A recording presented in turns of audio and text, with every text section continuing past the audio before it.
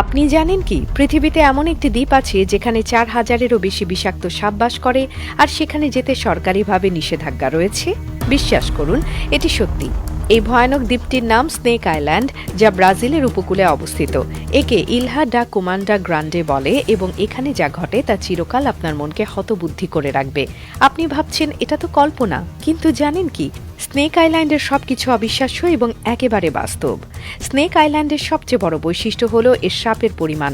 আপনি সাপ পছন্দ করেন না? তাহলে এই জায়গাটি আপনার জন্য বিশ্বের সবচেয়ে ভয়ানক জায়গা হবে।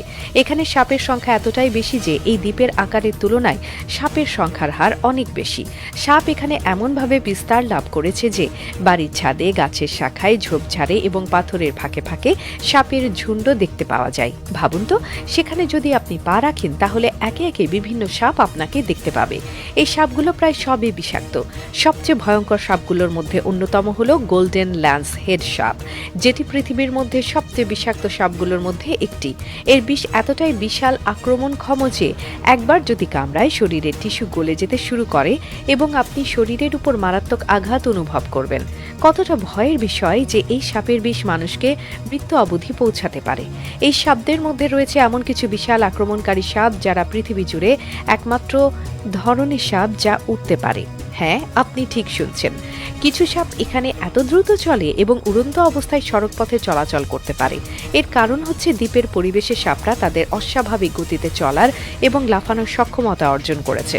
চিন্তা করুন, যদি আপনি সেখানে থাকেন এবং আপনাকে একটি উড়ন্ত সাপ আক্রমণ করে, তবে আপনার সুরক্ষা কোথায় থাকবে?